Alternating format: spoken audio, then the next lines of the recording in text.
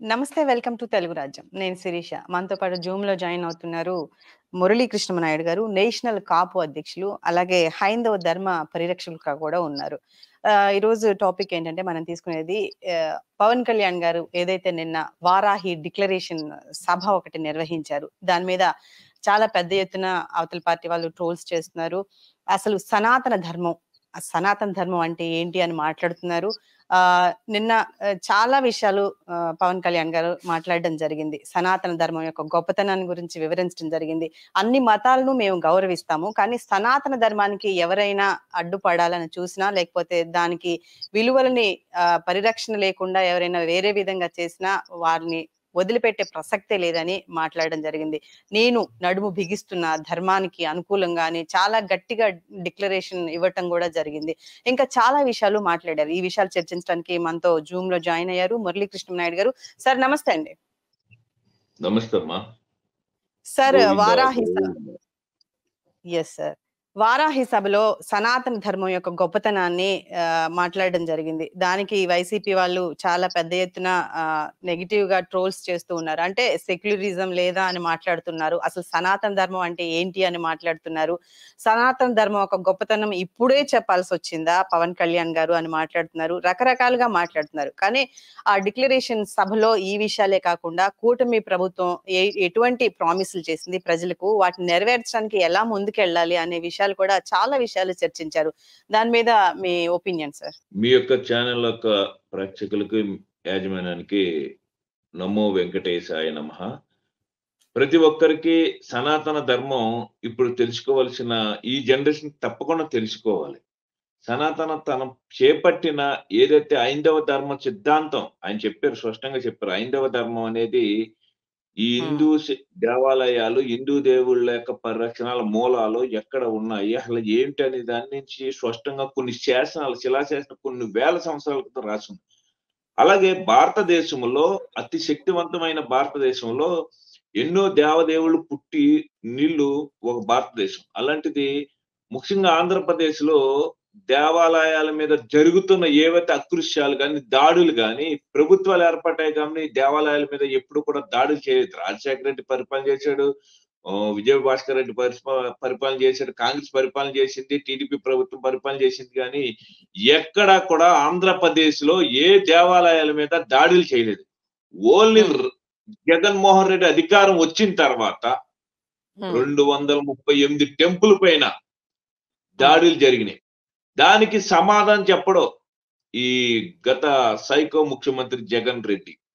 ఎందుకు చెప్పడంటే తనకు హిందూ మతం మీద ఎటువంటి అవగాహన లేదు, హిందూ మతం అంటే గౌరవం లేదు, హిందూ దేవుళ్ళు అంటే వాళ్ళకి నమస్కరించే విధానం కూడా అతనికి లేదు. ఎందుకంటే హిందూ దేవుళ్ళ మీద అతను చాలా అకృష్యం ప్రదర్శిస్తాడు. ఏ దేవాలయాల మీద దాడులు చేసినా తన మంత్రులతో కూడా స్పష్టంగా మీకు గుడివాడ మాజీ మంత్రి ఏమని చెప్పాడమ్మా, అంతర్వేది నరసింహస్వామి టెంపుల్ రథం తగలబెట్టినప్పుడు కోటి కాదు 10 కోట్లకు వచ్చి పెడతాం, ఏమవుతుంది, హనుమంతుడు తల పగిలిపోతే ఏముంది, ఇంకో 10 తలలు పెడతాం అన్నాడు. అదే జగన్మోహన్ రెడ్డి తల పగిలిపోతే 10 తలలు పెడతారా? జగన్మోహన్ రెడ్డి ఇల్లు తగలబెట్టేస్తే 10 ఇల్లు కట్టుకుంటాడా? మేము అడుగుతున్నాం. అంటే హిందువులంటే అంత ప్రతి ఒక్కడికి చాలా సులకం చేసి అతి దారుణంగా మాట్లాడటం జరిగిందమ్మ హిందువుల పట్ల. హిందూ మతం అంటే జగన్మోహన్ రెడ్డి సర్కార్కి ఎందుకు అకృష్యం ప్రదర్శిస్తున్నాడో తెలియదు. కానీ తన పుట్టింది ఒక హిందూగా పుట్టి మతం మారిపోయిన తర్వాత హిందూ మతం గురించి పట్టించుకోకుండా ఈ ఆంధ్రప్రదేశ్ హిందూ మతం ఉండకూడదని ఒక శాసనం మనసులో రాసుకుని ఇటువంటి దారుణానికి ఒడిగట్టిన వాళ్ళకి ప్రోత్సహిస్తూ, రౌడీజాన్ని ప్రోత్సహిస్తూ ఇంత దారుణంగా తయారయ్యాడు జగన్మోహన్ రెడ్డి. ఈవేళ పవన్ కళ్యాణ్ గారు ఆయన పుట్టింది ఒక హిందూ. ఎందుకంటే భారతదేశంలో ప్రతి ఒక్కరికి మాట్లాడే హక్కు, స్వతంత్రం వచ్చిన కాంచి ఉంది మనకి. ఎందుకంటే రాజ్యాంగం కల్పించింది అది. ఎందుకంటే ప్రతి విషయం మాట్లాడాలి. తన హక్కులు హరించేస్తున్నప్పుడు, తన మనోభావాలని దెబ్బతీస్తున్నప్పుడు తప్పకుండా ప్రతి మనిషి స్పందించాలి. అలాగే ఈ రోజున తిరుపతి మీటింగు ఈ 11 రోజులు దీక్ష పెట్టి ఆయన స్వామివారికి నడక మార్గాన స్వామి దర్శనానికి వెళ్తే 10 మెట్లు ఎక్కాడు, అలిసిపోయాడు అన్నారు తప్ప ఆ 10 మెట్లు కాదు కదా. ఇవాళ వైఎస్ఆర్సీపీలో ఉన్న ప్రతి ఒక్కరిని ఒకటే ఒక్క ప్రశ్న వేస్తున్నాను. మీలో మగోళ్ళుగా ఉంటే, నిజమైన హిందూ దేవుళ్ళ మీద నిజమైన అభిమానం ఉంటే అలిసిపోకుండా ఒక 100 మెట్లు ఎక్కమనండమ్మా. ఆయన అలిసిపోయింది ఎక్కడో తెలుసమ్మా, 2000 మెట్లు దాటిన తర్వాత అక్కడ ఎప్పుడైతే క్రౌడ్ వచ్చి ఆ గాలి ఆడక ఆయన అలిసిపోవడం జరిగింది తప్ప, ఆయన వయసు ఈవేళ మనం చూస్తుంటాం. నేను కూడా వెళ్ళాను, నేనే అలిసిపోయాను, నా వల్ల కాదు, ఇప్పటికి బాడీ అంత నొప్పులుగా ఉన్నాయి. అటువంటి దీక్ష చేసి ఉన్నారు కాబట్టి అందులో అవును దీక్ష చేసి ఒక పూట భోజనం అలా ఉంటుంది కదా. మీకు వివరంగా చెప్పనమ్మా, అతను పవన్ కళ్యాణ్ గారి గురించి పూర్తిగా తెలియదు చాలా మందికి. ఆయన కటికి నేల మీద పడుకున్నారమ్మా. ఆయన మంచం మీద పడుకోవాలా, దీక్ష చేపట్టారని చెప్పి మంచం మీద పడుకోలేదు, ఓన్లీ కటికి నేల మీద పడుకున్నాడు. అలాగే భోజనం అంటే మనం ఒక పూట అంటే ఉపవాసం చేసిన తర్వాత భోజనం చేస్తాం, తినలా, ఫ్రూట్స్ తిన్నాడు ఆయన. మీకు అర్థమైందమ్మా? అలాంటిది బాడీలో ఎనర్జీ లెవెల్ ఎట్లా ఉంటుందో తెలుసు కదా, సగటు బాడీ ఎట్లా ప్రతి మనిషికి ఎలా ఉంటుందో తెలుసు కదా. ఒక రోజు భోజనం చేయడం కరెక్ట్ కాదు. కర్మ అన్న హైందవ ధర్మంలోనే కర్మ సిద్ధాంతం ఉంటదమ్మా. ఈ వైఎస్ఆర్సీపీ ప్రతి ఒక్కడికి చెప్తున్నానమ్మా, నిజంగా చెప్తున్నా, ఈ లైవ్ ద్వారా చెప్తున్నాను, తప్పకుండా కర్మ అనిపిస్తాడు. రాజశేఖర రెడ్డి కర్మ ఎలా అనిపించాడు, ఈ మన దేవాదాయ శాఖలో తిరుపతి దేవస్థానం మీద పరిపాలనగా అధికారిగా వచ్చిన ధర్మారెడ్డి 16 సార్లు రైట్ యాక్ట్ ఇంప్రెషన్ పెట్టానమ్మ నేను. శ్రీవాణి ట్రస్ట్ పేరు చెప్పి డబ్బులు ఎక్కడికి వెళ్తున్నాయి? తిరుపతి లడ్డు ఇంత పవిత్రతని ఇంత ఇలా సైజు తగ్గిపోతుంది, ఎందుకు ఇంత నెయ్యి స్మెల్ రావట్లేదు అని అడిగితే అతను సమాధానం లేదమ్మా. ఒక హిందువుగా ఐదవ ధర్మ ట్రస్ట్ నేను చైర్మన్ గా వెళ్ళాను, 16 సార్లు రైట్ యాక్ట్ ఇంప్రెషన్ ఇచ్చాను. కర్మ పరమాత్మకి ఎలా అనిపించిందో చూసాడమ్మా. ఎందుకు అనిపించాడో తెలుసమ్మా?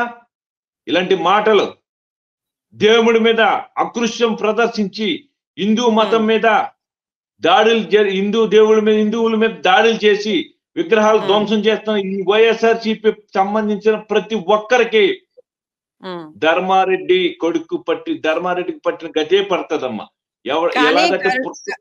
కరుణాకర్ రెడ్డి గారు అక్కడికి వెళ్ళి ప్రమాణం చేశారు, అంత పెద్ద పవిత్రమైన కొండ మీద మేము అంటే తప్పు చేయలేదు కాబట్టి మేము భయపడలేదు, ఆ ప్రమాణం చేశాము దేవుడి మీద అని ఆయన చెప్తున్నారు.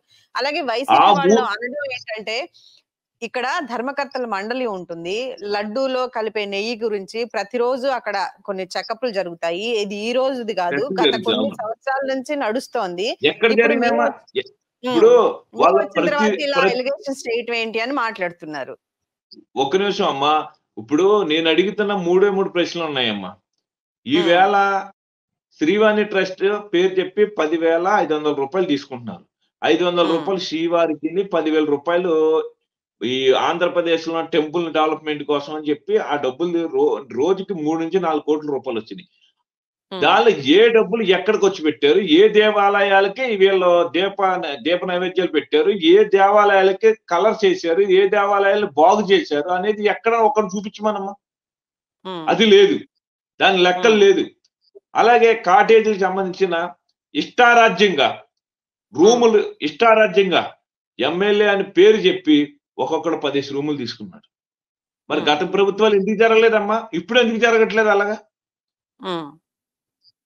ఒక ఎమ్మెల్యేకి ఒకే రూమ్ ఇస్తున్నారు, అలాంటిది వేళ మొత్తం 10 రూములు. రోజా కరుణాకర్ రెడ్డి ఈవేళ ఒక పనికిరాని ఎదవలంటాడు. నేను చెప్తాను, డైరెక్ట్ మాట్లాడుతున్నాను. ఎందుకంటే అతను నిజాయితీగా పవిత్రత ఉంటే బైబిల్ ముట్టుకున్న చేతితో ఎవడైనా సరే ప్రమాణం చేస్తారంట. ఈ విధంగా దేవుడు అంటే వాళ్ళకి నమ్మకం ఉండదు.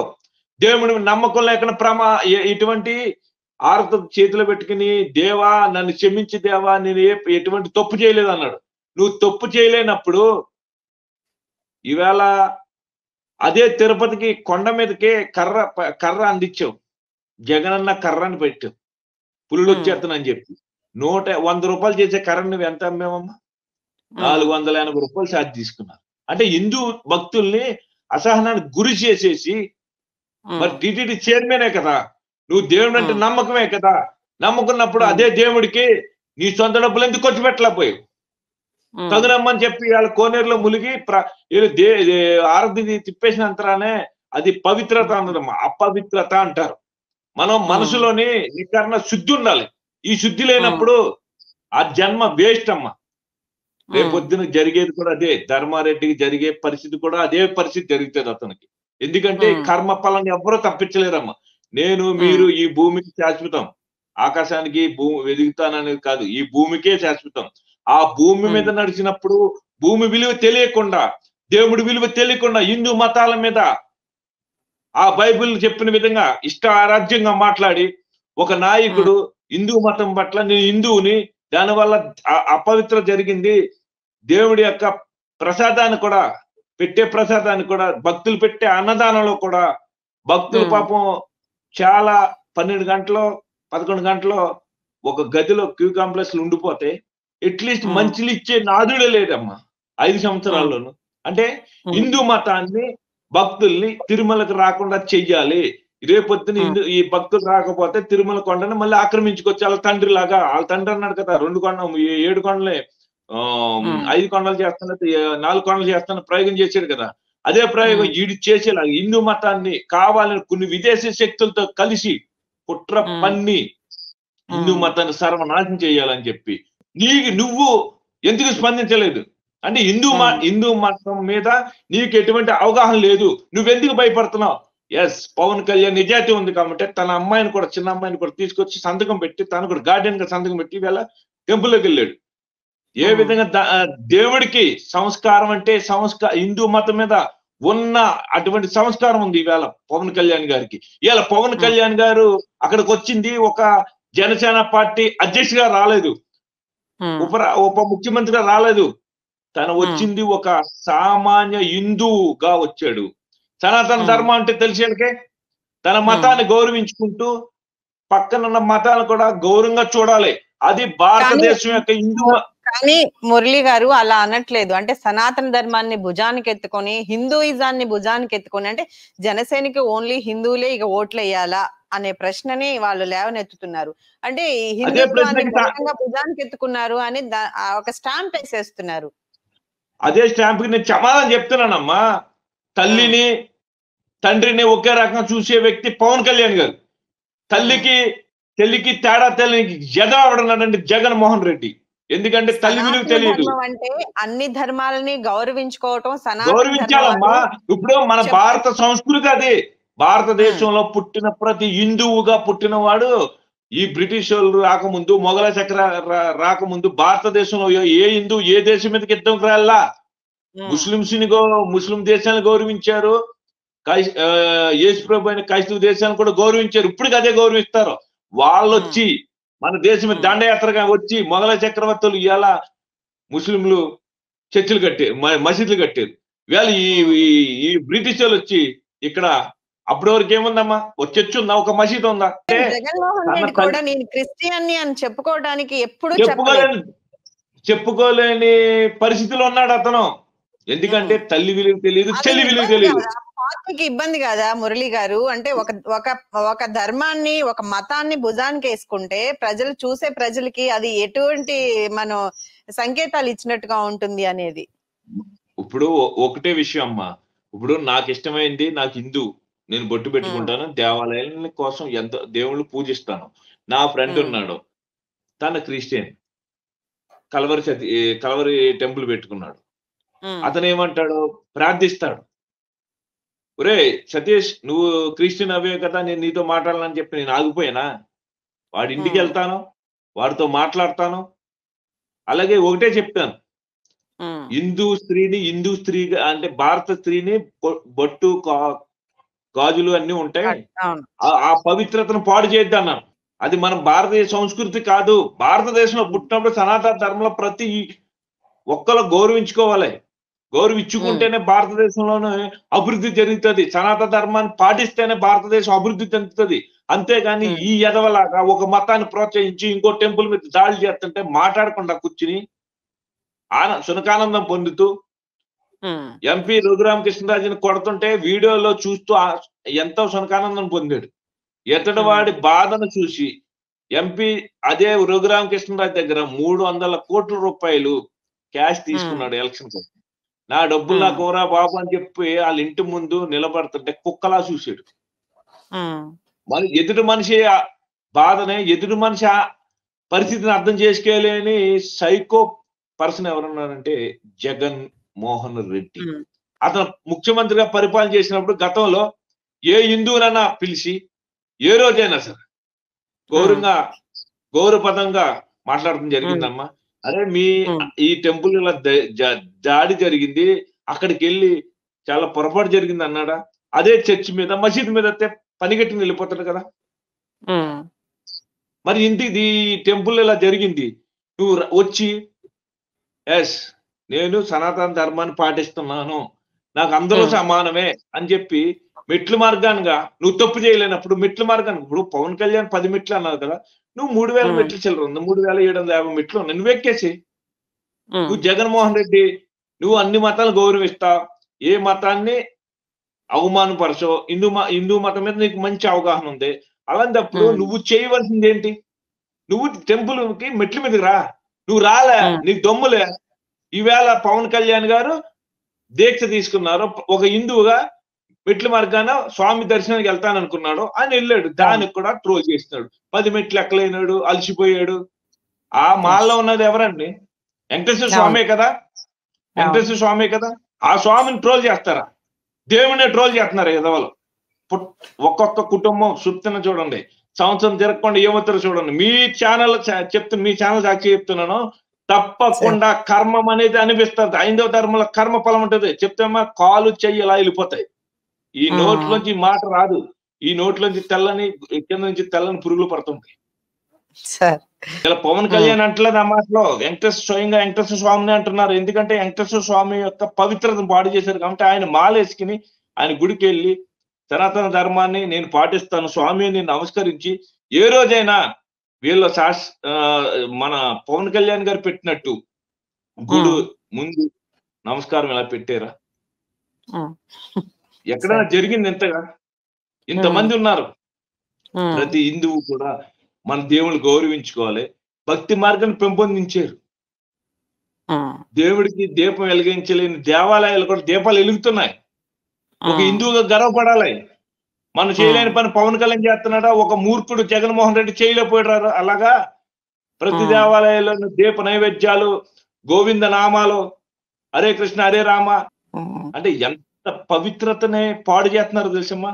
మన ఈ యొక్క భారతీయ దేశం యొక్క సంస్కృతి, స్త్రీ అంటే గాజులు వేసుకోవాలి, బొట్టు పెట్టుకోవాలి, నిండుగా చీర కట్టుకోవాలి. అది కట్టుకోవద్దు, మీరు మిడ్డీలు వేసుకుని వచ్చేయండి. వీళ్ళు ప్రోత్సహిస్తారు. సనాతన ధర్మం అంటే ఏంటి? తన మతాన్ని గౌరవించుకుంటూ మిగిలిన మతాలని, మిగిలిన మనుషుల్ని గౌరవించుకోవడం తప్పేముంది?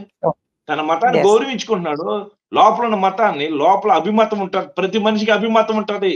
ఈ అభిమతాన్ని మనసులో గౌరవించుకుంటున్నాడు, దాన్ని చెప్పుకుంటున్నాడు. నేను హిందువుని, నువ్వు చెప్పుకోలేవు కదా, నువ్వు క్రిస్టియన్ అని చెప్పుకోలేవు కదా. నేను క్రిస్టియన్ మతానికి నేను మతం మార్పిడి చేసుకున్నాను, నేను క్రిస్టియన్ని. నీ భార్య మీ అందరి ఛానల్లో కూడా వచ్చింది, ప్రసాదం పెట్టి ఇలా చేత్తో పట్టుకుంది, టిష్యూ పేపర్లు వేసి ఇలా మడిచి డస్ట్బిన్ వేసి. మరి అప్పుడు తప్పు అని చెప్పలేదా నీ భార్యకి? నువ్వు చేసిన తప్పు అమ్మా, హిందూ మతం చాలా ఇబ్బంది పడతారమ్మా, చెప్పలేదే? భయం ఎక్కడ ఇంట్లో రానవుతుంది. ఎవరి ధర్మాన్ని వాళ్ళు పరిరక్షించుకోవాలి సార్, అందులో న్యాయం ఉంది. వేరే ధర్మాలని, వేరే ఆచారాన్ని అవహేళన చేయకూడదు ఎవరు కూడా. అవునమ్మా, జరుగుతుంది అదే కదా. ఇవాళ హిందూ మతం మీద, హిందూ మతాన్ని పరిరక్షించడానికి ఎవరో ఒక నాయకుడు నోడు బిగించాలి. నేనే బిగిస్తాను, చంద్రబాబు నాయుడు బిగిస్తాడు, మోడీని అది వదిలేమ్మా. ఇప్పుడు మోడీ నవరాత్రులు వచ్చినాయి, పూజ చేస్తున్నాడు, ఒక గోవుని తెచ్చి రోజు పూజిస్తున్నాడు. మరి మోడీని ఎందుకు అనలా? భయమా? సిబిసిఐడి కేసులు ఉన్నాయని ఎక్కడ లోపల వాయించి మొత్తానికి జీవితకాలం లోపల ఉంటాడు, భయమా? మోడీని అనండి ఆ మాట. మోడీ హిందువే, తను స్వయంగా డైరెక్ట్ గా చెప్తున్నాడు, నేను హిందువుగా పుట్టాను, హిందూ దేవుళ్ళు పూజిస్తానని చెప్తున్నాడు. తన పాటిస్తున్నాడు కదా, తన ధర్మాన్ని పాటించుకుంటూ ముస్లింస్ ని గౌరవిస్తున్నాడు తన క్యాబినెట్ లో, అలాగే క్రిస్టియన్స్ ని గౌరవిస్తున్నాడు. అన్ని మతాలని సమానంగానే చూస్తారు. సమానం చెప్తున్నా. మరి మోడీ దగ్గరికి వచ్చి ఎందుకు మాట్లాడలేదు ఈ ఎదవలకే? చేసినది ఉన్నాయి కదా కేసులు, భయమా? పవన్ కళ్యాణ్ ఒక్కడ లోకువా? ఒరే ప్రతి ఒక్కడికి చెప్తున్నాను, కర్మ అనేది మీకు అనుభవం మొదలయ్యింది, మీ పతనం మొదలయ్యింది. హిందూ మతం మీద ఒక హిందువుగా తన అభిమతాన్ని తెలియజేయడంలో తప్పే ఉంది. హైందవ ధర్మ సిద్ధాంతాల్లోనే సనాతన ధర్మం అనేది ఈ భారతదేశానికి సంతతి చెందింది. భారతదేశంలో ఒక చట్టం అది. హైందవ ధర్మంలో సనాతన ధర్మం ఒక చట్టం భారతదేశంలో. ఎందుకంటే రాజ్యాంగం ఉంది కాబట్టి. అదే రాజ్యాంగం లేదనుకో పట్టించుకో అవసరం లేదు. హిందూ దేశంగా భారతదేశం ఉంటది. కొన్ని వేల కోట్ల సంవత్సరాల క్రితం నుంచి చూస్తే భారతదేశం హిందూ దేశం. ఫైనల్ గా మురళి గారు మీరు అందరికి ఏం చెప్పదలుచుకున్నారంటే, పవన్ కళ్యాణ్ గారు సనాతన ధర్మం యొక్క గొప్పతనాన్ని, ఆ భుజానికి ఎత్తుకున్న విధానాన్ని కొన్ని పార్టీలకి, కొన్ని మతాలకి నచ్చట్లేదు. మీరు మీ పార్టీ తరఫున మీరు ఏం చెప్పాలి? లేదమ్మా, ఈ ఒకటే విషయం. చాలా మంది ముస్లిం సోదరులు ఫోన్ చేశారు, వాళ్ళ క్రైస్తవ సోదరులు కూడా ఫోన్ చేశారు. తన ధర్మాన్ని తను పాటిస్తున్నారు, దానిలో తప్పు లేదు. తను గౌరవించుకోవాలి కదమ్మా. నేను మనిషినని ఒక గుర్తింపు కావాలి కదా. ఎదుటివాడు మనిషి అని గుర్తింపు అనేది వస్తుంది. నువ్వు మనిషి అని గుర్తింపు లేకపోతే నీ ఎదుటివాడిని నిన్ను మనిషి అని గుర్తించడం. అలాగే తన నమ్మిన సిద్ధాంతాలు, తను పుట్టిన, నేనున్నానమ్మా, నేను కాపుగా పుట్టాను, నేను కాపు అని చెప్పుకుంటాను ముందు. నేను రెడ్డిని, నేను చౌదరి గారిని, లేకపోతే బ్రాహ్మణ్ని అని చెప్పుకున్నా నాకు మీరు అందరూ ఒప్పుకుంటారా? ఒప్పుకోరు కదా. నేను కాపు అంటే నేను కాపుగానే చెప్పుకోవాలి. ఒకటే రాజ్యాంగంలో ఒకటే నేను అడుగుతున్నది కూడా చాలా రోజుల నుంచి. ఈ స్కూల్ టైం వచ్చినప్పటికి క్యాస్ట్ సర్టిఫికేట్ లేకుండా చేస్తే ఈ మతాలు, క్యాస్ట్లు గొడవలు ఉండవు. కానీ ఇది జరుగుతుంది ఏంటంటే, నా మతాన్ని నేను గౌరవించుకుంటున్నాను. ఇప్పుడు నాతో పాటు నేను కాపుగా పుట్టాను. నాతో పాటు చౌదరి గారిని, చంద్రబాబు నాయుడు గౌరవించుకుంటాను. నాతో పాటు మోహన్ రెడ్డి అని ఒక అతను బిజినెస్ చేస్తాడు, ఆయన కూడా గౌరవంగా చూస్తాను. వాళ్ళు మా ఇంటికి వస్తారు, మీరు రెడ్డిలు రా, మీరు దగ్గర రాకండి రా, మీ చౌదరిస్ రా, మీరు నా పక్కన చౌదరిస్ ఇల్లు 2 ఇల్లు, నా పక్కన అంతే కాలనీ చౌదరిస్ ఉన్నారు, రాజులు ఉన్నారు. అన్ని మతాలు, కులాలు సమాజంలో కలిసి వెళ్తే ఉంటాయండి. ఎక్కడ నా వరకు వస్తే నేషనల్ కాప్ అధ్యక్షుడిగా నా కులాన్ని నేను కాపాడుకుంటాను. నా కులంలో చాలా మంది ఆకలికి ఇబ్బంది పడతారు కాబట్టి అలా అన్నం పెడతాను. ఈవేళ 67 మంది పిల్లల్ని చదివిస్తున్నాను నేను, ఆడపిల్లల్ని. ఎందుకు చదివిస్తున్నాను? దాన్ని బట్టి ఇంకో 2 పిల్లలు, నేను ఒకటే చెప్తాను, మీరు చదువుకున్న 2 పిల్లలు మన ప్రయోజకులు బయటకు వచ్చారు. వచ్చినప్పుడు ఆ పిల్లల్ని ఏం చెప్పాను నేను, వాళ్ళు ఇంకో 2 పిల్లలు చదివిస్తున్నారు ఈవేళ. దాన్ని బట్టి ఎలా తయారవుతుందండి? నా ధర్మాన్ని నేను పాటిస్తూ, అలాగే 42 మంది బ్రాహ్మణ్స్ పిల్లలకి నేను వాళ్ళకి సంబంధించిన లాక్డౌన్ లో అలా గురువు గారు చనిపోయారు, వేద పాఠశాల పెట్టుకున్నారు. వాళ్ళు చనిపోతే వాళ్ళకి పరిస్థితి లేదు. నేను డబ్బులు ఇస్తున్నాను ప్రతి నెల 50,000 30,000 డబ్బులు ఇస్తున్నానే. దేనికి ఇస్తున్నాను అంటే నా ధర్మాన్ని నేను పాటిస్తున్నాను. అలా బ్రాహ్మణ్స్, నేను కాపులే చూస్తానలా, బ్రాహ్మణ్స్ కూడా చూస్తున్నాను. అలాగే మొన్న ఈ రెడ్డి సమాజ వర్గానికి సంబంధించిన వాళ్ళే ఒకళ్ళు నాకు ఫోన్ చేసి, నాకు ఇది బాగాలేదని, పరిస్థితి చాలా దారుణం ఉన్నదని చెప్తే నేనే పట్టుకెళ్ళి డబ్బులు ఇచ్చొచ్చాను. అంటే అది సనాతన ధర్మం అనరండి. నన్ను నేను గౌరవించుకుంటూ, నా మతాన్ని నేను గౌరవించుకుంటూ, హిందూ దేవాలయాలు మొక్కుతూ, వీళ్ళ కలవరి సతీష్ ఫోన్ చేస్తే వెళ్తాను, ప్రార్థన చేస్తాడు, నేను వింటాను. మంచి చెప్తే వింటాను, చెడు చెప్తే విన్నాం. ఒరే మూర్ఖుడా, నువ్వు ఇలా చేయటం తప్పురా అంటాను. తను ఒకటే అంటాడు, ఏ విధంగా వచ్చినా, బొట్టు పెట్టుకొచ్చినా, గాజులు వేసుకొచ్చినా, అలంకారం వచ్చినా నేను ఒప్పుకుంటున్నాను అని చెప్పి కలవరి సతీష్ గౌరవంగా అంటాడు. అతను మీరు బొట్లు తీసి రావాలి అని శిలాశాసనం పెట్టలా, తను గౌరవిస్తాడు. అంటే తన మతాన్ని గౌరవిస్తాడు. అలాగే ప్రతి ఒక్కరు ఏంటంటే ఒక మతాన్ని గౌరవించుకోవాలి. పవన్ కళ్యాణ్ గారి యొక్క అభిమతం కూడా అది, అంతేగాని వేరే ఉద్దేశం లేదు. ఓ మతాన్ని భుజాన్ని వేసుకుని మోసుకోవాలి, హిందువులే బాగుండాలి, హిందువులే బతకాలనే ఆ ఉద్దేశం కూడా కాదు. ప్రతి క్రైస్తవ సోదరులు బాగుండాలి, ముస్లింస్ కూడా బాగుండాలనేదే పవన్ కళ్యాణ్ యొక్క అభిమతం, అంతేగాని వేరే విధంగా కాదు. ఈ రాజకీయ కుట్రలో వీళ్ళ పవన్ కళ్యాణ్ గారి యొక్క తాటికి తట్టుకోలేక, సమాధానం చెప్పలేక, ఓటమి అనేది జీర్ణించుకోలేక ఈ విధమైన దుష్ప్రసారాలు చేస్తున్నారు. దయ ఉంచి ప్రతి ఒక్కళ్ళకు ఈ విషయంలో ఎవరు నమ్మొద్దు. చేతులు జోడించి అడుగుతున్నాను. సనాతన ధర్మం అంటే అందరిని గౌరవించుకునేది. అన్ని మతాల్ని గౌరవించుకునేది. మర్చిపోద్దు. రైట్. తల్లి విలువ తెలిసినవాడు, చెల్లి విలువ తెలిసినవాడు పవన్ కళ్యాణ్. ఆ విలువలు తెలివి వాళ్ళే ఈ విధంగా ప్రవర్తిస్తారు. థాంక్ యూ అండి. Thank you. రైట్. సనాతన ధర్మం అంటే అన్ని మతాల్ని సమంగా చూడటం, తన మతాన్ని గౌరవించుకోవటం, పరమత సహనాన్ని పాటించటం. ఇది పవన్ కళ్యాణ్ గారి డిక్లరేషన్‌లో నిన్న వారాహి సభలో అన్ని మతాల్ని సమానంగా చూడటం మన ధర్మం అని తెలియజేశారు. చూస్తూనే ఉండండి తెలుగు రాజ్యం.